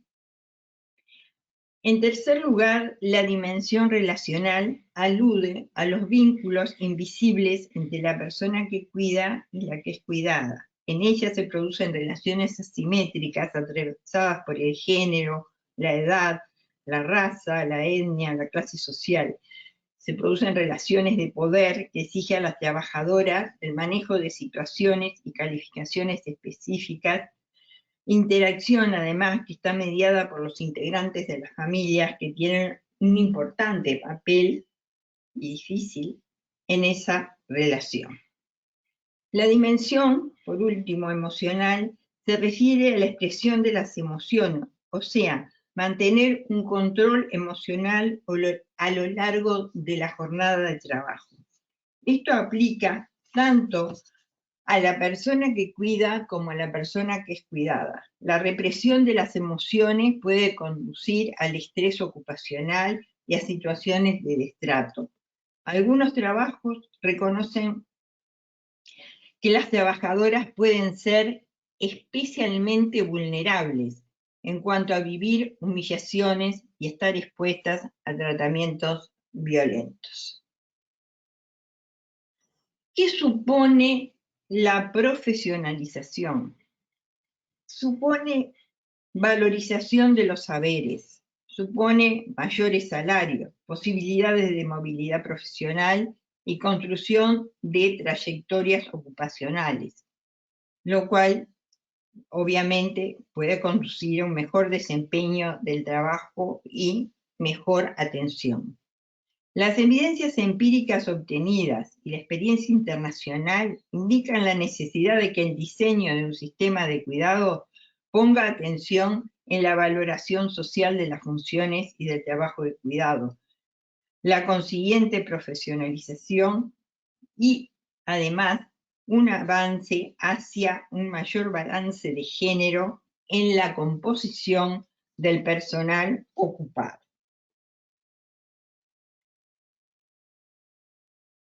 El mercado de trabajo de los servicios sociales de cuidado debe ser regulado por el Estado. Se necesita una decidida acción del Estado para regular las condiciones de trabajo, los horarios de trabajo, los derechos a la formación de trabajadoras. Estas tienen formas organizativas emergentes y experiencias de sindicalización todavía muy recientes. Este proceso, por lo menos en la parte que vimos hasta ahora en Uruguay, es realmente incipiente y bastante parecido al proceso que llevó a las trabajadoras domésticas al reconocimiento de sus derechos. Pero todavía creo que estamos lejos de una ley de trabajo de cuidado. Los programas de formación son fundamentales y se debe asegurar los derechos a la formación. Para asegurar los derechos a la formación y al desarrollo de servicios de calidad, se deberá evaluar la utilización y coordinación de los marcos institucionales públicos y privados dedicados a la formación, tanto de los existentes como las coordinaciones interinstitucionales que se podrían desarrollar o potenciar. Elaborar un marco nacional de cualificaciones y competencias para los trabajos de cuidado, fortalecer estructuras de apoyo, compartir información entre la comunidad de pares.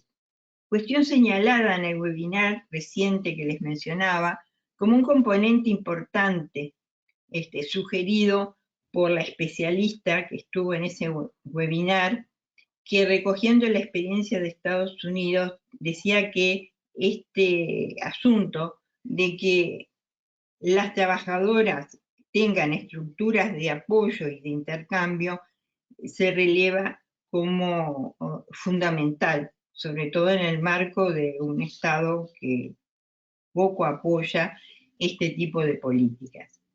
Definir los niveles de formación requeridos de acuerdo al catálogo de servicios públicos y privados que se incorporen al sistema de cuidado, determinando estándares de calidad y exigencias mínimas progresivas para los distintos perfiles ocupacionales. Todo esto nosotros lo tratamos de impulsar en la etapa de despliegue del servicio de cuidados en Uruguay, pero que por ahora quedó en stand-by. Un sistema de cuidados, pensamos, debe promover una formación básica para el desarrollo de competencias en cuidados. Esto requiere coherencia conceptual con una visión del cuidado fundada en un enfoque de derechos que abarque distintas dimensiones, como las que mencionamos, y que sea pertinente cualquiera sean las etapas del ciclo vital de las personas cuidadas. Cuidado y educación inicial, cuidado sociosanitario de las personas mayores y discapacitadas dependientes. Ahora, esto puede ser que en algunos países suene un poco utópico. Digamos, parte de esto es lo que tratamos de impulsar con éxito relativo al día de hoy en Uruguay. Entonces, esto nos lleva a pensar cuál será el futuro post-pandemia, es decir, ¿qué nos espera? Podemos preguntarnos si la ganancia en visibilidad que se logró con la pandemia o la sindemia, como nos proponía Laura, se transformara en una oportunidad para transformar el trabajo de cuidados y garantizar derechos. Se necesita para esto voluntad política y activismo. Se requiere ir más allá del reconocimiento en un marco macroeconómico y político particularmente difícil. Los empleos formales que se generan en el marco de un sistema de cuidado formal seguramente van a coexistir con un mercado informal en que se pagan salarios más bajos sin exigencias de formación específica.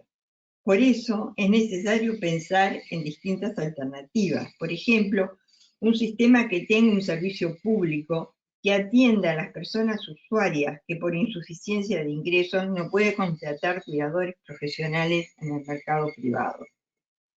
¿Cuáles serían los actores influyentes para colocar este tema en la agenda y producir el despegue hacia un sector de empleo realmente profesionalizado o en vías de serlo? En primer lugar, el Estado es un actor clave en la regulación de los servicios, normas de acreditación y protocolización de las tareas, porcentaje de personal capacitado y acreditado, aunque es probable que la regulación sea débil, dado que en la actualidad en varios países la orientación política e ideológica dominante gira hacia el mercado. El papel de los sindicatos y gremios es fundamental para promover y apoyar la organización de este sector con acciones activas para incorporar el personal informal, con especial énfasis en las personas migrantes. Este es un tema de discusión en la Central de Trabajadores actualmente en Uruguay. Los prestadores, ya sean empresas, cooperativas, entidades de capacitación, también contribuyen a la construcción de esta política, pero deben ser regulados. Las secciones de las organizaciones y gobiernos locales pueden bajar a tierra estas políticas porque definitivamente el cuidado se realiza en el territorio, sobre todo si se prioriza el cuidado en el entorno en que las personas viven. Y por último, el papel de las organizaciones de la sociedad civil vinculadas al cuidado y las organizaciones feministas y academia preocupadas por la justicia de género, así como las organizaciones internacionales, siguen siendo claves para visibilizar este sector y discutir las innovaciones que se vayan produciendo. Lo que seguramente ustedes van a tener oportunidad de discutir al examinar los casos de Chile, Costa Rica, Salvador y Uruguay que se presentarán aquí el último día. Esto era todo lo que les quería decir. Muchas gracias por la paciencia Y no sé si cumplí con la propuesta muy detallada de las organizadoras de este panel. De todas maneras, aunque me queda la duda, quiero felicitarlas, porque me parece que han logrado, no sé si de forma intencional o resultó así, presentar enfoques diferentes, ¿no? Uno más normativo, el de Laura, pero que conjuga una parte sociológica, y el enfoque desde la economía del cuidado de Alejandra. Mi enfoque, digo, tiene una perspectiva más centrada en la sociología de género, con algunos elementos de políticas de bienestar. Y bueno, de este combo, no sé lo que puede resultar en la cabeza de quienes nos han escuchado, pero me parece que indica de que realmente estamos en presencia de un tema muy complejo. La propuesta, cuando yo la leí de toda la conferencia, iba en relación al cuidado muy enfocada hacia la economía del cuidado. Y con respecto a esto quiero decir algo. Yo valoro mucho los aportes que ha realizado la economía del cuidado, los aportes conceptuales en sus debates contra la ortodoxia tradicional de su disciplina, algo bastante difícil de hacer. Si bien no se han metido en la corriente principal, están en los márgenes, pero están siendo, me parece, escuchadas. Me parece que los aportes de la economía del cuidado, bueno, sus impulsoras han tenido una estrategia muy productiva para colocarse de manera visible en la agenda feminista, aportando sólidos, fuertes argumentos para los debates. Han tenido además un activismo, no solo en lo académico, sino un activismo social muy relevante. Y han creado un colectivo, digo, porque se reúnen, tienen un corpus importante de conocimiento, con presencia de publicaciones internacionales y con reconocimiento de los organismos internacionales. Por eso me parece que la propuesta del seminario, de la conferencia, fue en una dirección razonable, digamos, que tiene fundamentos.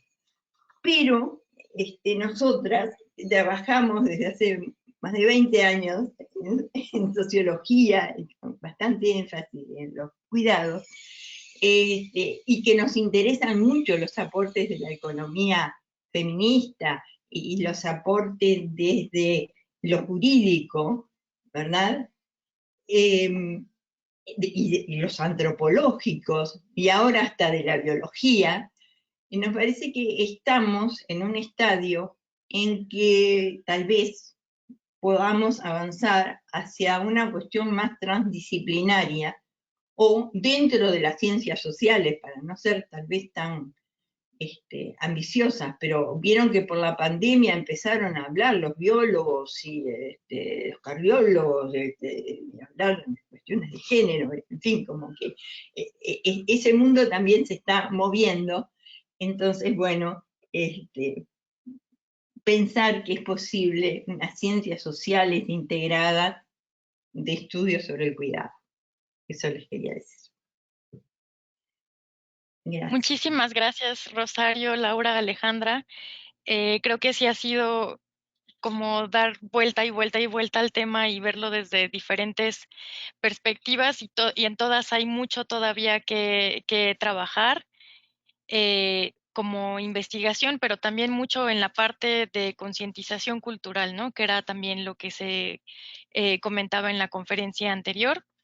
Estamos muy sobre el tiempo. También les quería decir que hemos recibido muchísimas felicitaciones para ustedes en el chat. Tratamos de compartir la presentación, pero hay como un problema con la plataforma y no nos deja subirla. Entonces, para la mesa del día de mañana ya la tendrán arriba. Y bueno, quería pedirles unos pocos minutos más para que nos pudieran regalar una ronda de preguntas y respuestas. En realidad ya había terminado el tiempo que habíamos planeado para la presentación, pero si no tienen ningún inconveniente, podríamos tomarnos unos 5 minutos más, ¿no? Sí. Bueno, muchísimas gracias. Igual son muchas preguntas, no vamos a tener oportunidad de abordarlas todas. Nos piden, por ejemplo, compartir bibliografía sobre donde se menciona este concepto de la sindemia, y también nos piden bibliografía sobre acumulación de capital, además de Federici, Mies y Fortunati. Nos preguntan, por otra parte, ¿cómo se puede hacer el seguimiento al derecho humano al cuidado? También nos preguntan, ¿de qué manera podría hacerse a las empresas capitalistas corresponsables del trabajo de cuidado de una manera que no siga replicando y profundizando la extracción de plusvalía de las trabajadoras y sus familias? Una pregunta más es, bueno, nos comentan, es imposible pensar el trabajo de cuidado sin analizar los reajustes del capitalismo. A la vez, la división sexual del trabajo desigualadora está presente en todas las sociedades, aunque en distintos grados y obviamente con arreglo a distintas estructuras políticas, económicas y sociales. En países socialistas, la división sexual del trabajo de cuidado se mantiene inalterada. Misma brecha de uso del tiempo, otros contextos, escasez de servicios, etcétera. ¿Cómo podemos incorporar este hecho a la discusión? Y finalmente, una de las preguntas detonadoras, pero me parece pertinente para cerrar. ¿Qué alternativas de sociedad hay para la región para el mejoramiento de los sistemas de cuidado y el bienestar? Y bueno, son muchas preguntas. Les invitaría a tomar la que más les llame la atención. ¿Y a quién le gustaría comenzar?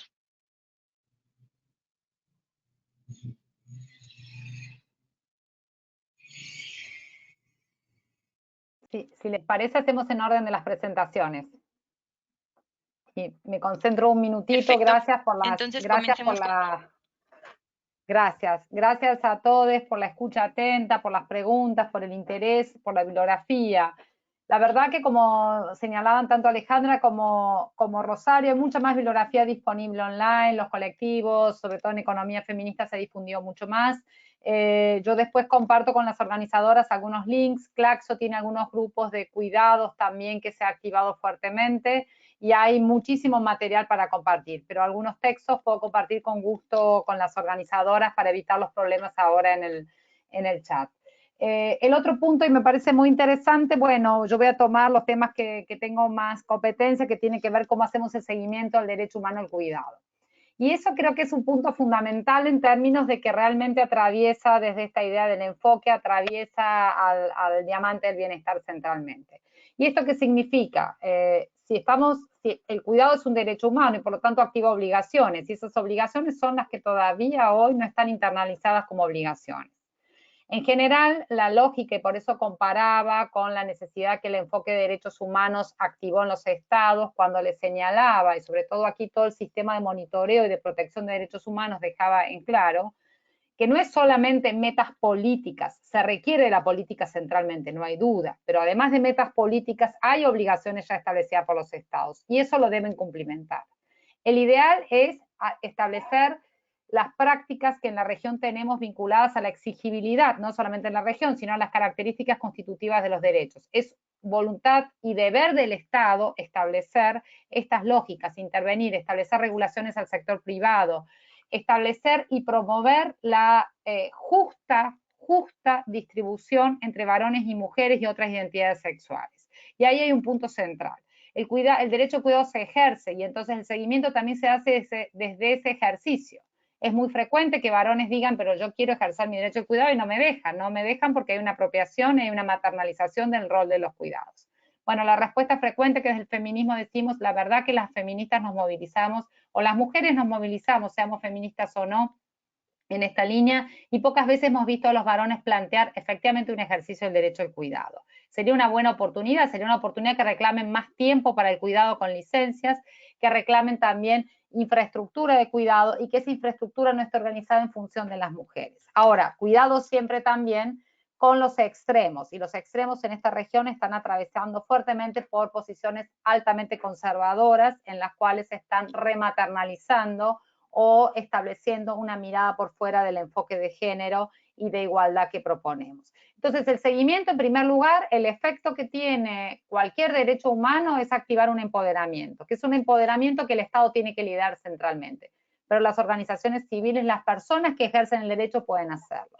Hay en estos momentos interesantes demandas, y con esto cierro, interesantes demandas de los colectivos de personas con discapacidad, donde están estableciendo centralmente su derecho a ejercer el cuidado, no ser sujetos de cuidado por personas, al ser personas con discapacidad, sino que además ejercer activamente y sin una lógica. Entonces creo que hay innumerables escenarios, posibilidades, no hace falta llegar a la justiciabilidad, es decir, a un reclamo judicial, sino claramente defender activamente la participación y el ejercicio de este derecho. Muchas gracias. Muchas gracias, Laura. Entonces, en orden de presentación, seguiría Alejandra Santillano. Muchas gracias.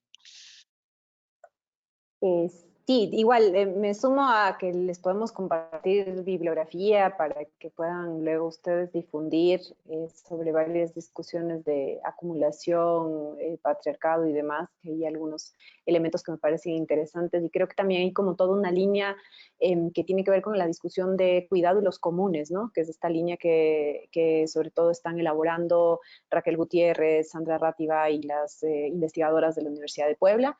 Hay una serie de bifurcaciones en la discusión del cuidado que no tiene que ver solamente con la economía feminista, sino que tiene efectivamente que ver con una discusión más sobre discusiones de la ecología política y de los debates sobre el territorio y la configuración de subjetividades también en el espacio comunitario colectivo.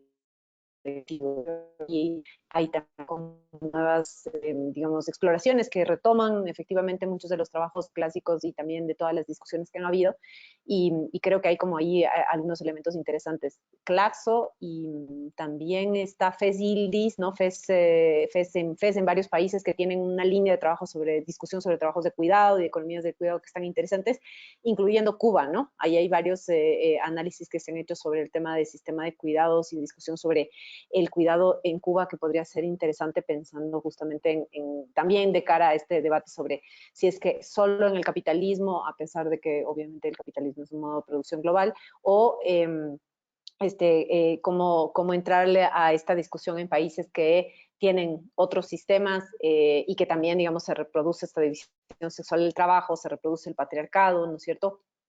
Y creo que ahí, efectivamente, como también las discusiones de los feminismos de estos años, ¿no?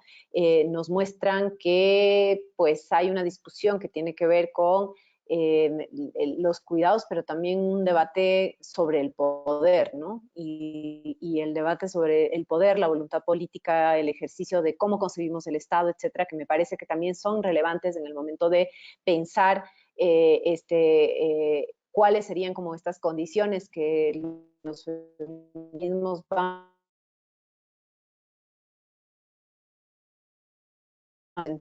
de investigación y de planteamientos teóricos, sino también los feminismos en la calle, ¿no?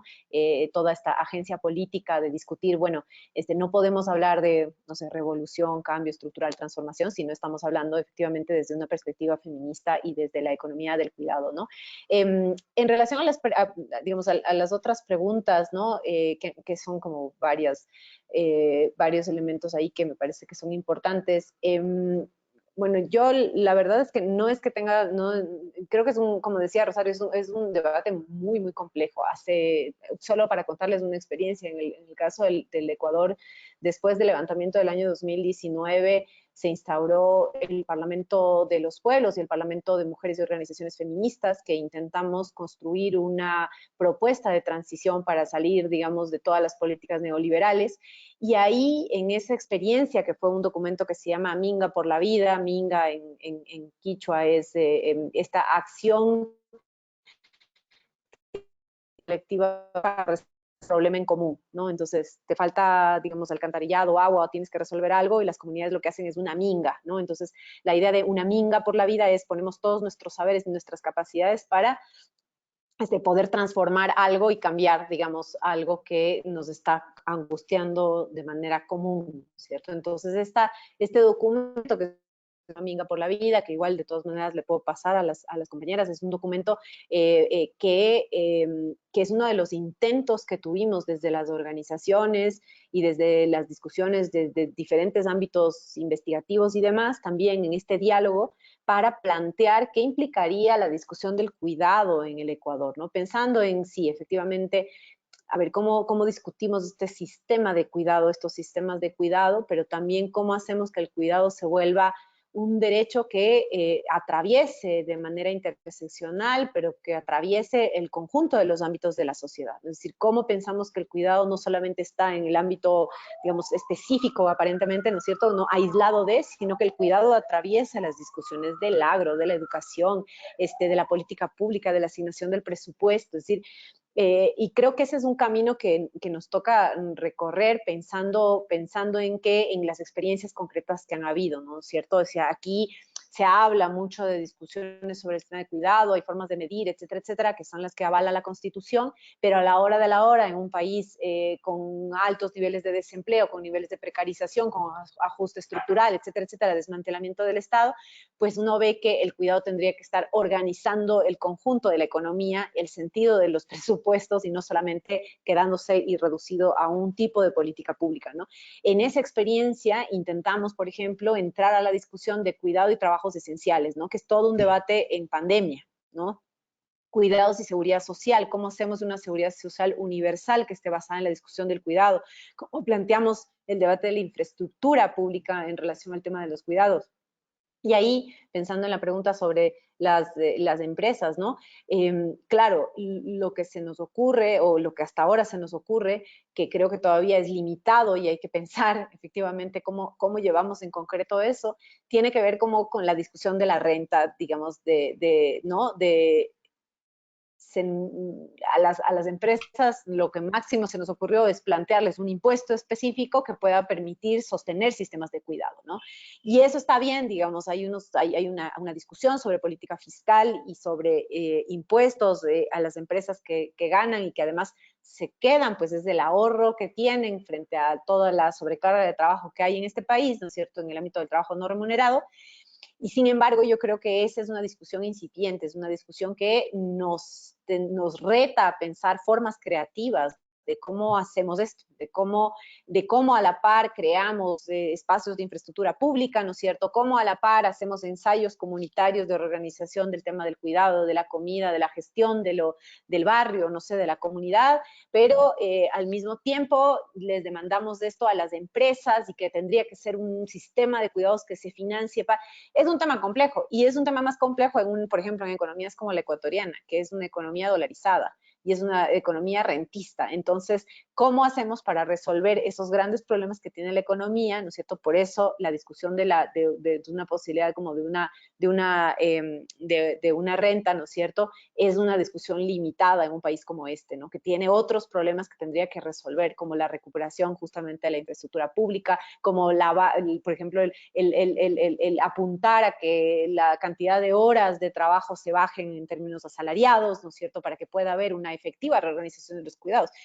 Un país como este, que está sostenido sobre la exportación de banano o de palma aceitera o de petróleo, aunque el petróleo tiene otras características, y en donde los trabajadores, digamos, trabajan un promedio de 17 horas diarias, ¿no es cierto?, para ganar un sueldo que ni siquiera es una remuneración que no alcanza a ser un sueldo, ¿cómo hacemos para que ese trabajador pueda contribuir con la redistribución social de los cuidados cuando no tiene tiempo y tiene 1 hora de diferencia al día con una mujer que trabaja también 19 horas diarias? Es decir, ahí hay unas discusiones que tienen que ver con las especificidades de nuestros países, con el tipo de plusvalía, con el tipo de trabajo remunerado y productivo y asalariado que hay, con los sectores de la economía que habría que integrar también a la discusión de, bueno, más allá de una política fiscal hacia las empresas, ¿no es cierto? ¿Cómo resolvemos esos conjunto de, digamos, de diversidad en el mundo de los trabajos, ¿no es cierto?, para hablar de una reorganización social de los cuidados y no concentrarnos únicamente en política fiscal. Bueno, hasta ahí.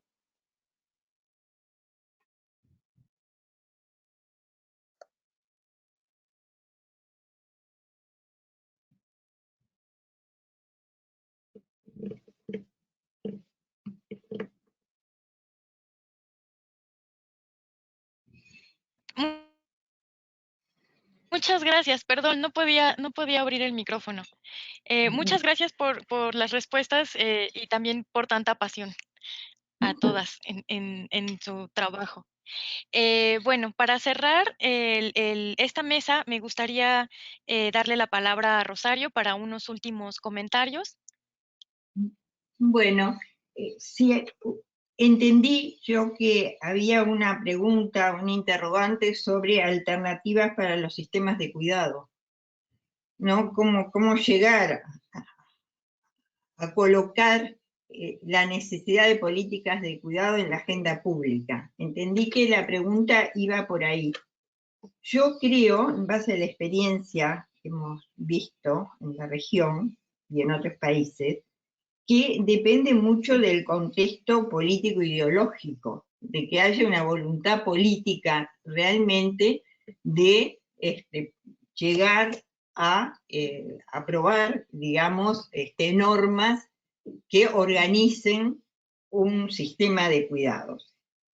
En el caso de Uruguay, se llegó por un camino que llevó varios años, a través de la creación de un núcleo promotor, digamos, de la idea de una política de cuidados, grupo que estuvo constituido por organizaciones de la sociedad civil, organizaciones de mujeres, feministas, y un papel bastante importante de la academia feminista en aportar conocimientos y argumentaciones para ser colocados en la esfera pública, a través de organización de asambleas, de foros, de conferencias, hasta que se logró que el Ministerio de Desarrollo Social a su vez promoviera un debate que recorrió distintos lugares